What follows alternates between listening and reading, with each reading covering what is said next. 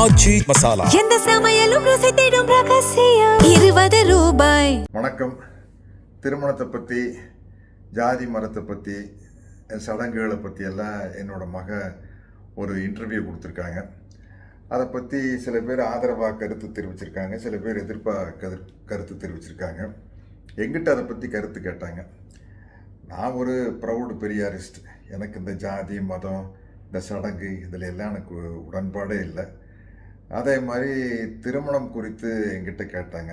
திருமணம் அப்படிங்கிறது ஒரு கட்டாயம் இல்லை, அது தனிநபர் விருப்பத்தை சார்ந்த விஷயம்.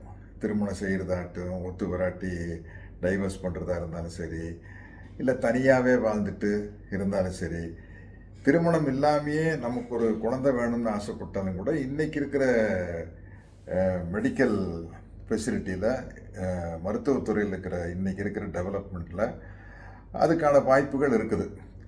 அது சரியாக அமையலாம், சரியாக அமையாமலும் போகலாம், பட் அதுக்கான வாய்ப்பு இருக்குது. அப்படி இருக்கும் பட்சத்தில் இது ஒரு தனிநபருடைய விருப்பம் சார்ந்த விஷயந்தான் அப்படிங்கிறது என்னுடைய கருத்து.